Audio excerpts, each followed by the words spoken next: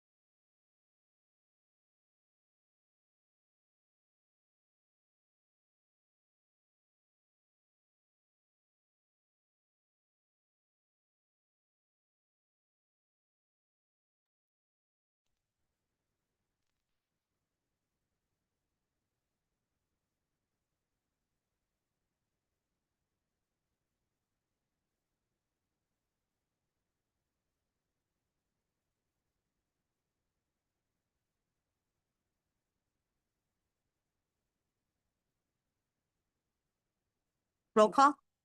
Barshinger. Baum. Ramsey. Ritz. Yep. Rohrbach. Here. Shear. Stein. White. Here. Wilson. Here. Mr. Ramsey is out for personal time. We did hold an executive session this evening for personnel. Anyone in the audience that would like to address the board at this time? Seeing none, I will move on to the district departmental reports. First, we'll do communications with Mrs. Kennedy, and then move to technology with Mr. Ink.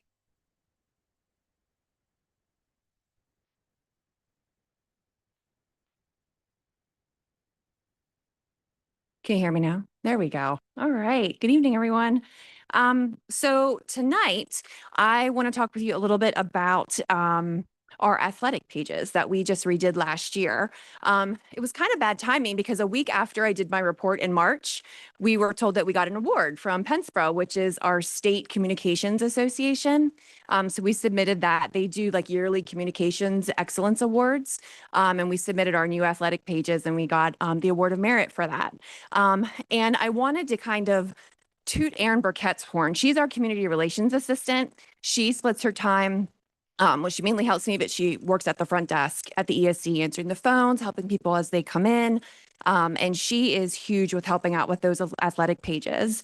So once we had the design set last fall, she's the one who works with athletics, with the coaches, and making sure we get the rosters, get all the names spelled correctly, the coaches, the seniors, all that stuff on there. It takes a lot of time and a lot of patience for her to get through those, but she focuses on those a lot.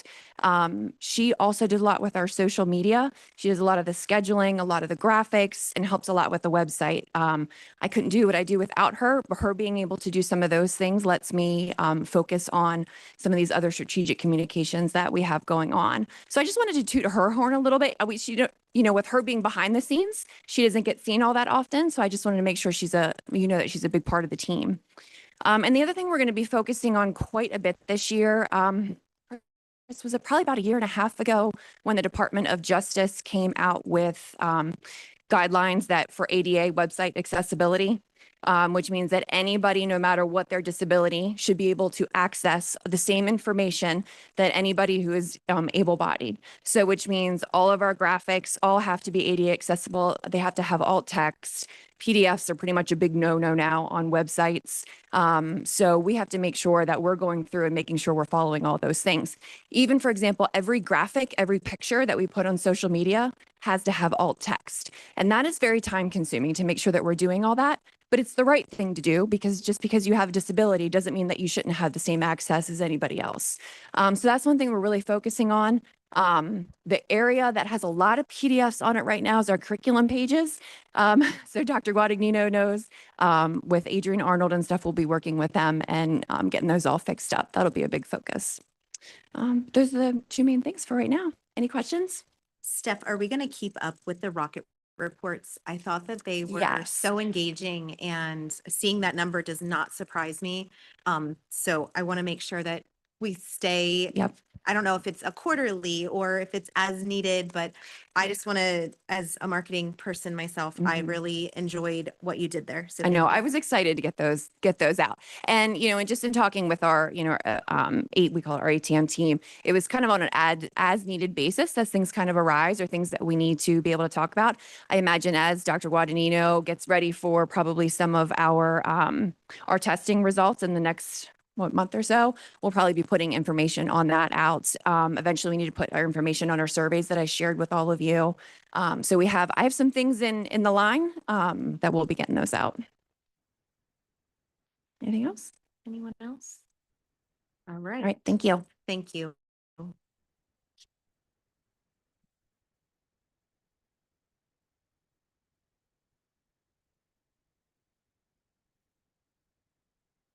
Good evening.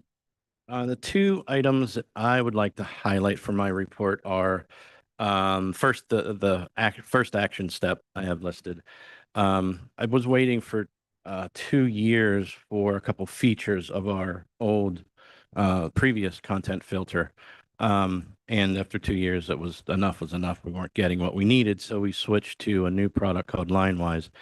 One of the new features is that we'll now be able to give parents some insight into their children's internet history on the school district device. There are a number of things that come along with that, but when it comes to the iPad, the one big feature that I've heard was being able to pause or turn off the internet of a child's device when they're at home.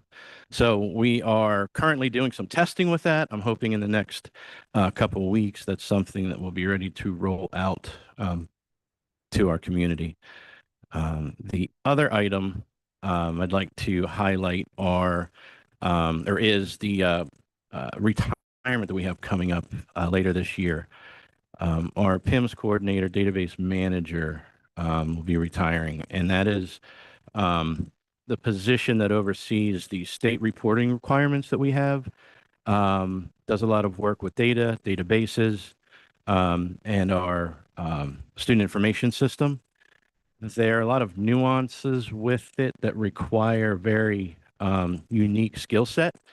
And so I will be on the lookout for some individuals, hopefully, that we can bring in that will fit that well. But I think it's going to be hard to find somebody that's going to meet those needs and hit the ground running. So we may look at, depending on the candidates we get, look at being creative in how we can work with a retirement and kind of transition between that position with two different people. Any questions on that? Either of those items? Thank you. Thank you so much. I do not have any correspondence at this time, so we will move into action voting items, personnel with Mr. Stein.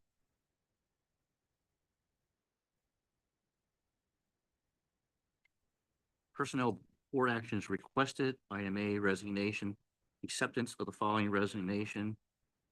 Is it on? Yeah. Too far away? Okay. I'll start over. Personnel board actions requested. Item A, resignation, acceptance of the following resignation.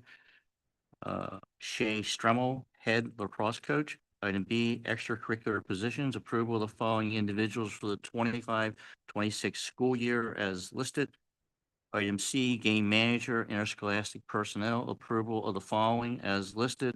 Item D, extended school year instructor, approval of the following.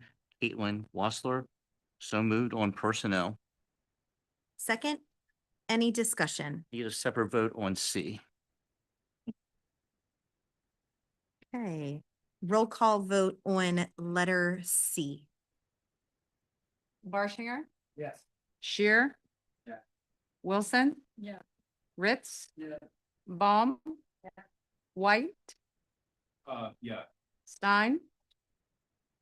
Rohrbach. Yes. Okay, I do have a question on the. I know we had talked about these.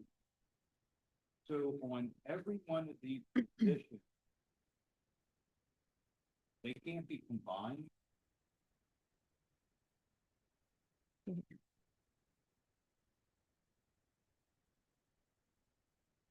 So what I'm asking, and the same thing I ask every year, is on these positions, and I understand, you know, it's time away and et cetera, but just help me comprehend why some of these can't be combined instead of all individual, you know, especially the band, when you have marching band and this and that, you have the band there. Why do we need so many different aspects?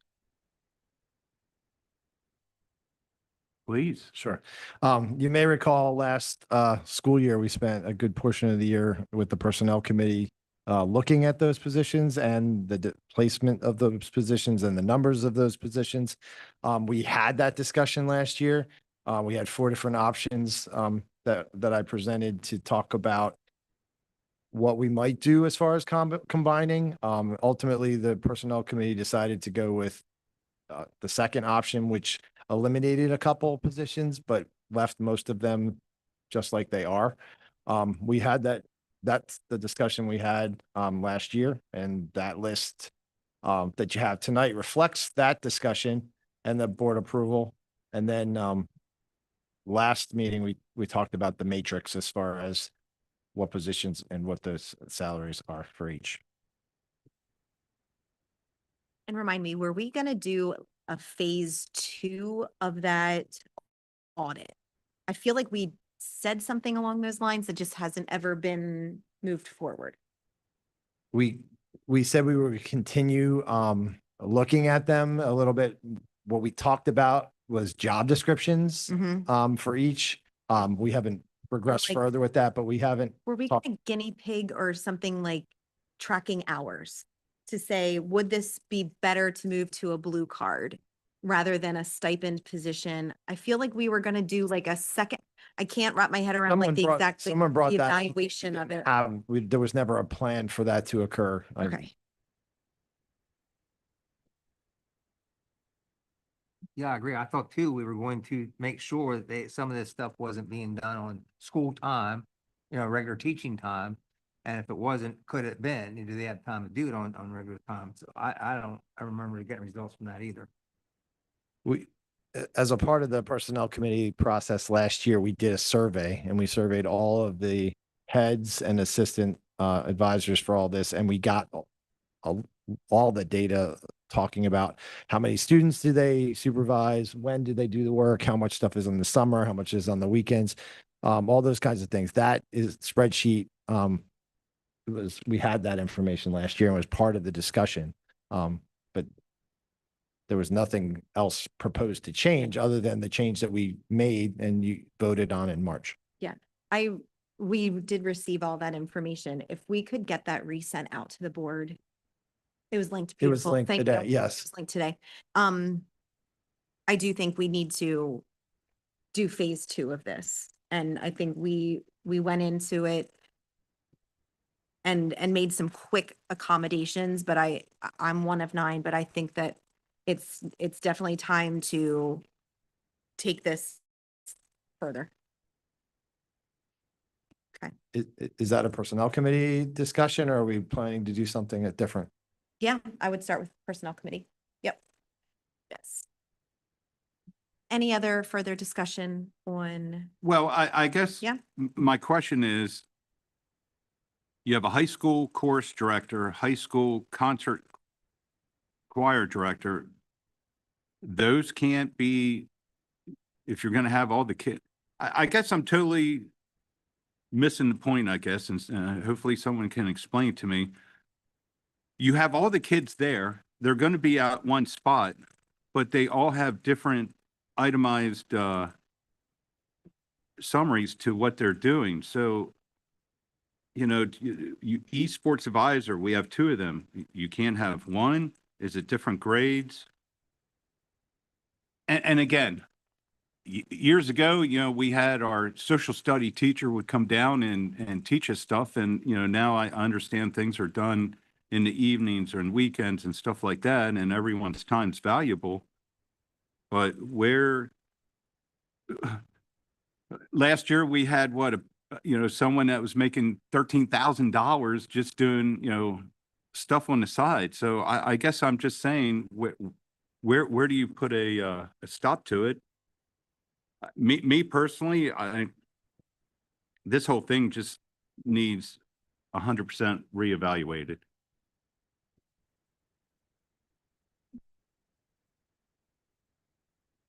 Good.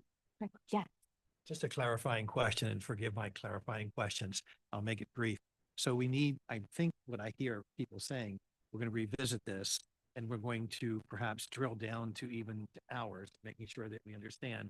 And then we're going to backwardly map so that when this comes forth, and I'm looking at you, Steve, do you have any idea, or Suzanne, when this would come to the board next time so that we can backwardly map to make sure that we get this all done in advance of this fall next year? this shouldn't come back. This list wouldn't come back around until next year. And ideally, we're late right now because of a lot of the things going on. So we're talking late July, spring, early summer would be ideal. Okay, that's just what I wanted to make I sure. think- I understand. Well, again, my time's limited on the board here, but if we could you can take the names off of this. And again, maybe some of this is already done, we're looking at high school class advisor for 10th grade. How many hours are put in? How many students do they oversee? Like starting to drill, just use this and start drilling down. And you have that. Yeah, we have this. We did this. Yep. This is what we Yep, did last yep. spring. So I think just bringing that back to everyone's Yeah, remembrance. we did it Yep. in a personnel, and then we Mhm. brought it to the whole board Yep. at a director's study, and we had these conversations. Because last year we were gonna vote on this, and we had these concerns, and Yep. we said, can we just get a vote on it? And we got the board to agree to it, and then we did it in personnel. We had a write-up, a very detailed spreadsheet, and, because we didn't want to be in this situation this year. Yeah. So it was done in personnel, and it was brought to a director's study, and Mhm. So we need to we've done it. We can do it everybody again, needs but to we've- look at the We document already have. Yep. We've done it already. and go into what this looks like for the next round, if there needs to be changes. So if it's already done, amazing, and everyone needs to look at the document. All right, roll call vote on everything but C. Wilson. Yes. Baum. Shear. Barshinger. Yes. White.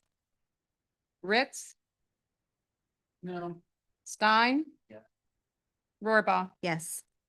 Right, motion to adjourn the action voting meeting. Second. All in favor? All right, calling to order the Director's Study Forum. Anyone in the audience that would like to address the board at this time? Okay, seeing none, we will move into Business and Finance Committee, Budget and Finance with Mr. White.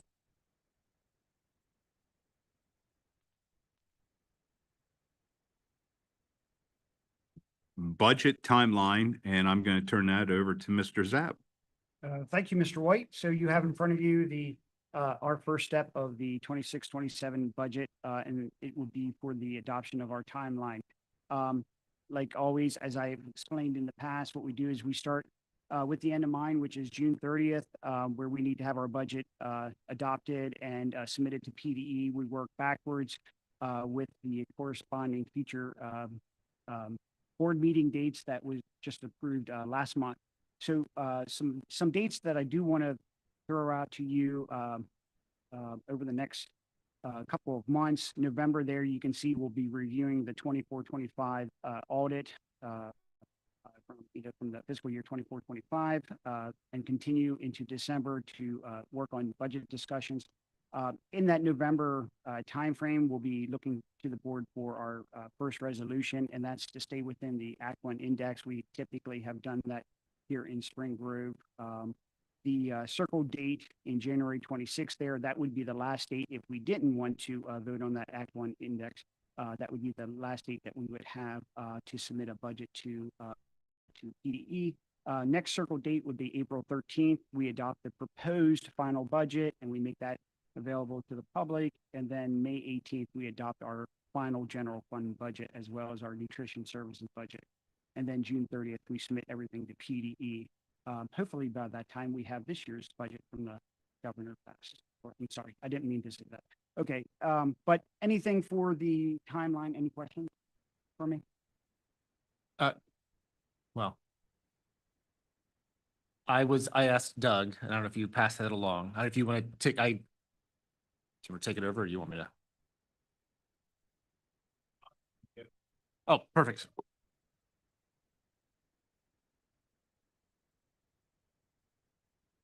The only question I had is, are there any updates on the state budget?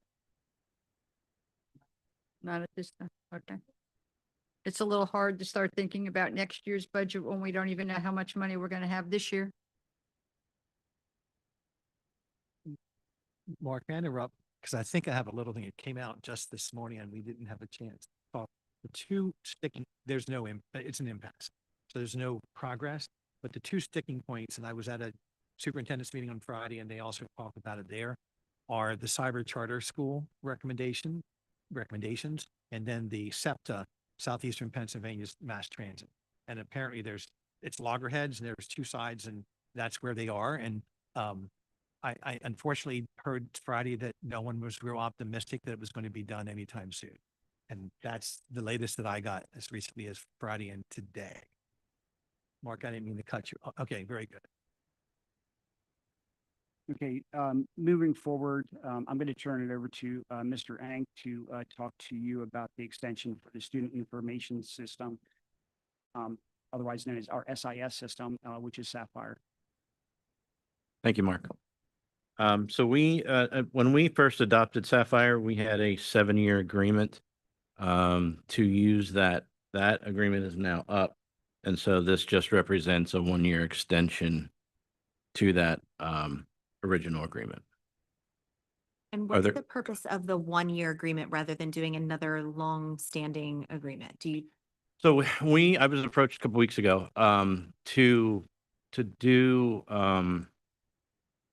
to look at what other options are out there to identify whether that there was a need to switch, whether that need was financial, whether that need was lack of features, whatever the case is. So it represented what sounded like a better idea was let's just do a 1-year extension, come back and say, yes, this is as good as anything out there, or no, it's not, let's switch before we entered into a multi-year. Totally makes sense. Thank you. Chris, I did email you, I don't know if it was today. I emailed you asking some questions about Sapphire. And I know that we recently shifted towards Skyward for accounting initially. And then I know that it was then slowly rolled out to some features in HR, from what I understand. I don't know if it's been rolled out more, but I am aware that Skyward also does SISs. So I'm curious if it would be worth our time to it's lovely when everything's under the same umbrella. And so I don't know what those steps would be to figure out whether that makes sense. I did appreciate your response of even if we would move to Skyward, we're going to need overlap because you can't just take everything and upload everything in one day. It's impossible. But I don't know. I don't know if that goes to a committee. I don't know if that's suggested to Chris. I don't know how that works for next steps into looking as to whether or not that will behoove us. Yeah, I think it's a good question. And that is the other, when you look around the county, actually multi-county, the region, Sapphire and Skyward are the two primary student information systems. So if we were going to switch, that would be the first one that I would look at. In the past, when we did this the first time around, there was a committee of all stakeholders, support staff, nurses, teachers, administrators that provided input into that evaluation. What I had planned to do was not that in-depth because then we were hurting and we needed something else. I don't think we're at that level of need right now. But that's something that I would be open to us deciding, well, how exactly do we want to go about this evaluation? I would lean on you to kind of again, whatever direction, but unless board members would want to be involved in that. But I think you coming and presenting to us what your findings is completely acceptable. Correct me if I'm wrong. Anybody? No, I like that idea too. The only thing that I would say as a mom in the district, if we're going to make a change like away from Sapphire, it's a big change for families. So unless there is a significant need or financial reason, I would say, let's not fix it if it's not broken. That's my. I had two questions. Number one is, I see the purchase order or the order was July 1st and we're just now getting around to paying it. Well, that's because I had to ask for it. Okay. To get it. They're It was, yeah, I think because it was that 7-year and now we're doing our first renewal, It was not something that was on, I had it on my calendar for next year. So I had to reach out and ask for it. So that's why it is, we are behind on that, but that's why technically, like a lot of our agreements, they do expire July 1st. Penalize us. No, we will not Okay. be penalized for that. Okay. The other one was, is it possible that we could have George's name taken off? Yeah, we will do that as part of this agreement. I'll make sure that no problem. Bet. So Chris, if we do go with Sapphire again, will they, do they give us a better price? And is the renewal a 7-year renewal? It would what they typically do now is a 4-year. And this one was a 6%, sorry, a 3% increase. If we did a 4-year, it would be a 1 year 6%, and then years 2, 3, and 4 would be flat. So it is a better deal to do a multi-year.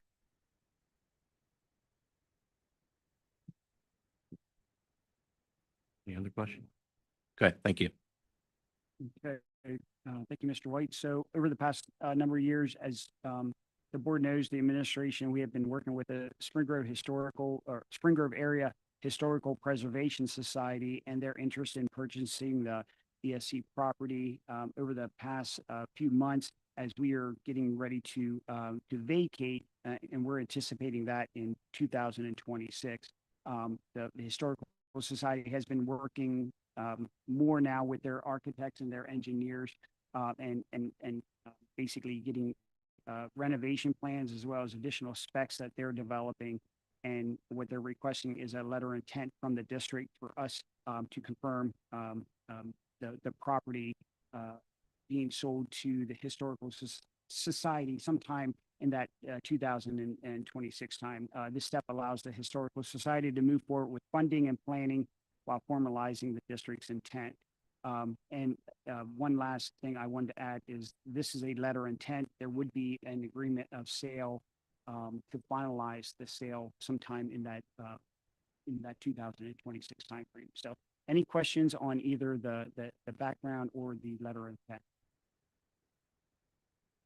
Okay, thank you. And then last, I think I have, you have the election of the PSBA officers there. You have the list of the officers slated for PSBA. There's a short biography and a statement from some of the candidates, and all of the candidates, as typical, are running uncontested. If there's any questions about any of the candidates or the process of the school district voting for the PSBA candidates, let me know. If not, we'll move them forward on the agenda. Mr. Barsinger. I'm gonna hop us back for a second to the letter of intent piece. It said in there 2026, but we would need to vacate that building, but we've yet. Where are we at with the moving into the YMCA? Like, is that workout for the right timeline? Is that what we're actually thinking is going to happen? So the YMCA is looking at a final, like a finish of around that January 1st, 2026. So what Mr. Stiles and I have been working on is a plan.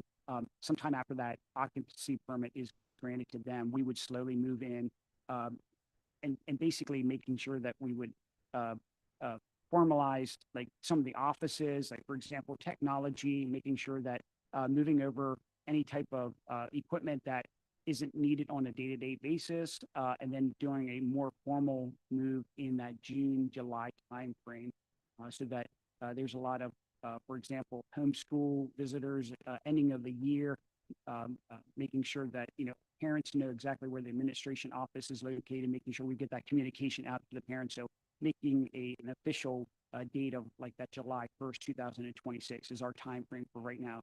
That would give us then a few more months to clean out the building and get that ready for sale to the Historical Society. So yeah, I don't think that we see any issues as far as vacating that building.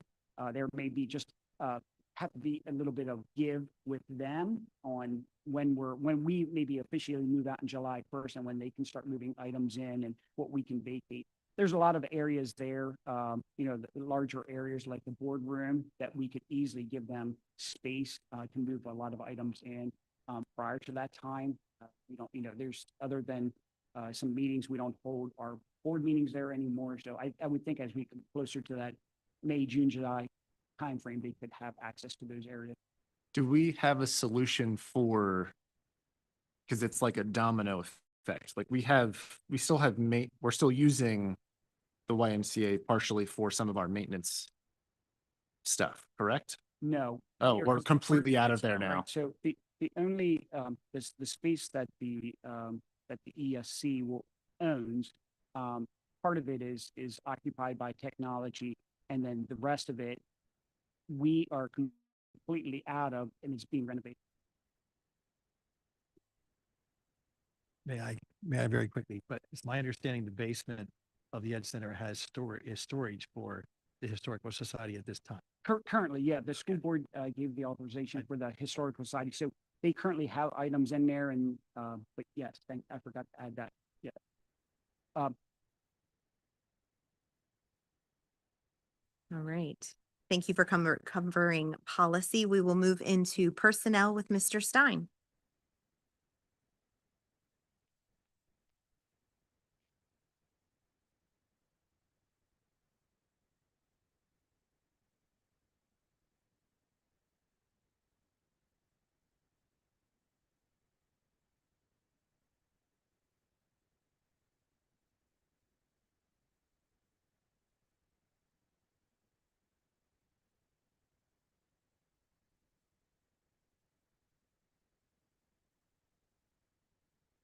You just made Doug very happy. Say, Doug.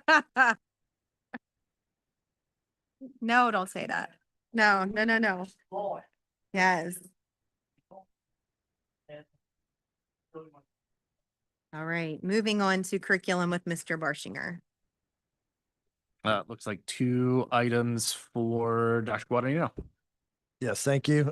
You have 2 memos in front of you. The first one is talking about summer school programs.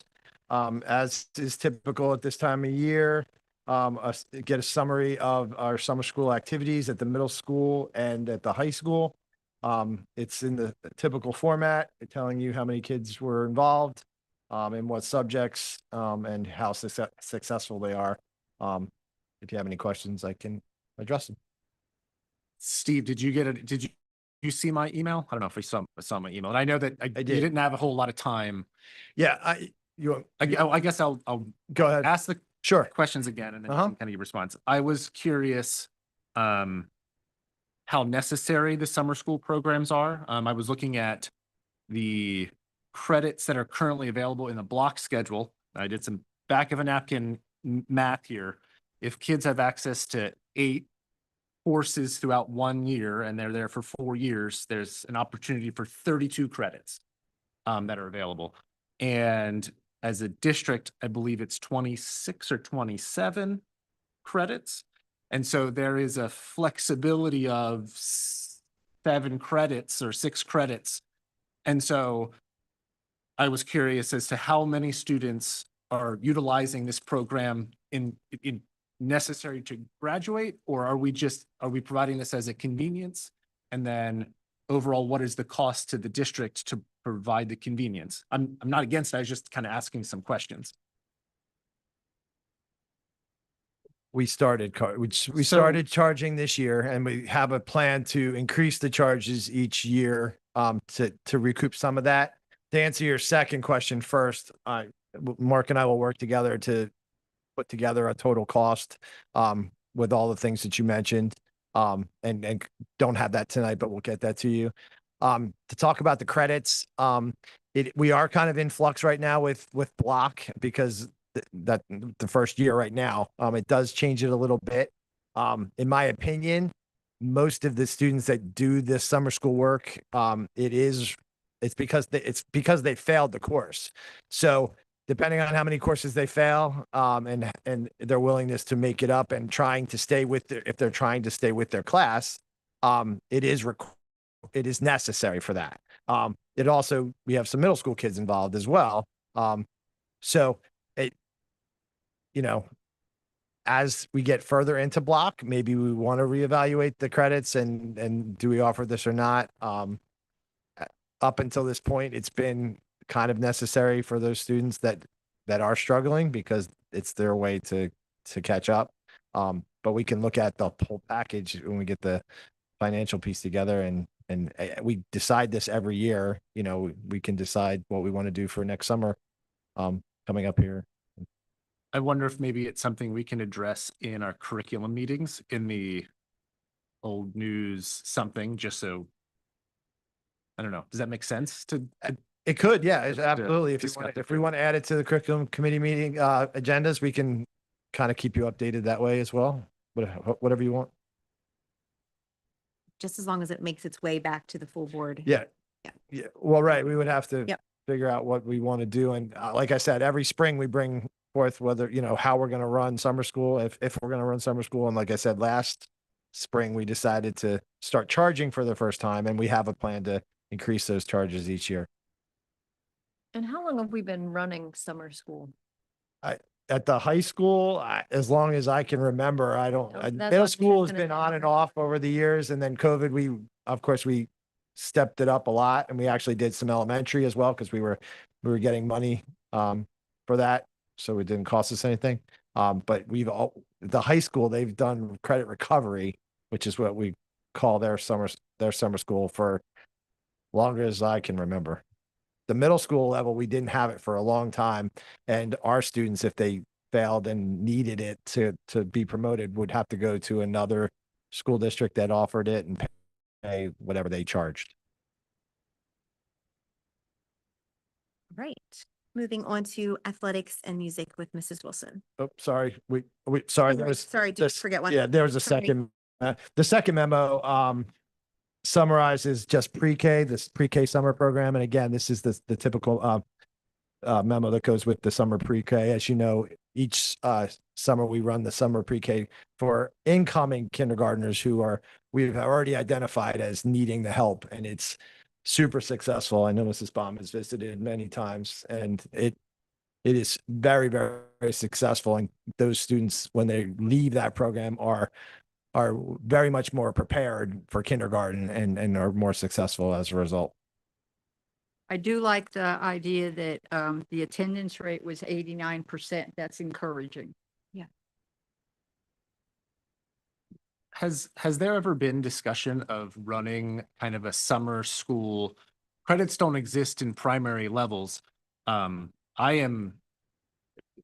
proclivity is like, I want to put a ton of money towards third grade and under. I mean, there's so much data showing that if kids are behind by third grade, it's really, really difficult, nearly impossible for them to catch up.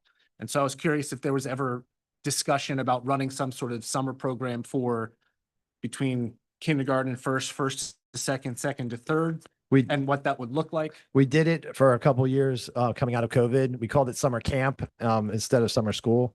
But it was for the students that were struggling and needed extra help in math and reading. We did it for a couple of years with our ESSER money. It wasn't super highly attended. We had to talk some students into it, and there wasn't a huge demand. And then ultimately, when the ESSER money went away, we decided not to continue it. All right. Now tossing it over to Mrs. Wilson. And I'll turn it over to Dr. Renault in regards to an overnight PIAA golf tournament. Thank you, Nikki. I appreciate that. Just a real quick thing that will be on the September 22nd voting meeting. If we have golfers who qualify for the PIAA next level, they would be coming back and hoping that they could be approved to go to that. Right now, we're looking at 1 or 2, maybe 0, maybe more. As you know, it's a competition and they have to do so well. But that way, this is on the radar and we can move forward with it in a logical way. And the money is also in the budget already. So it's not an additional budget item for the year. Thank you.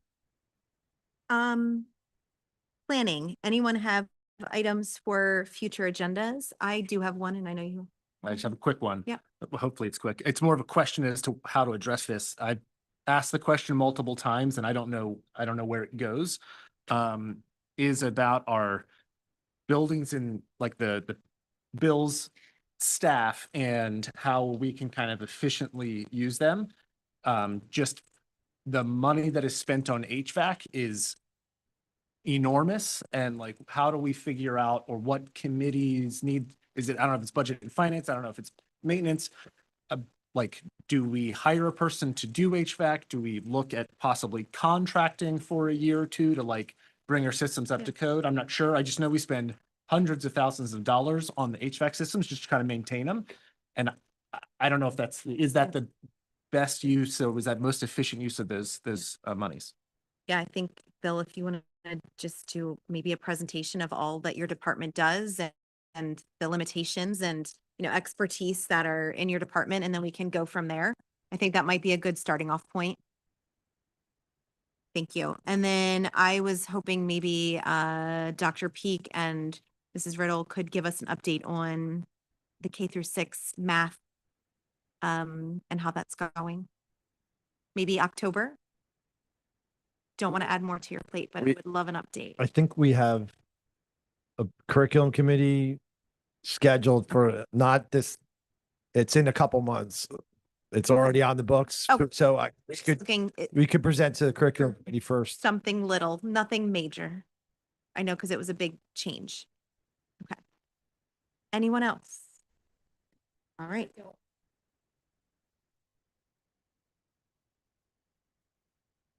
Expected. Okay. Right. Motion to adjourn. Second, all in favor.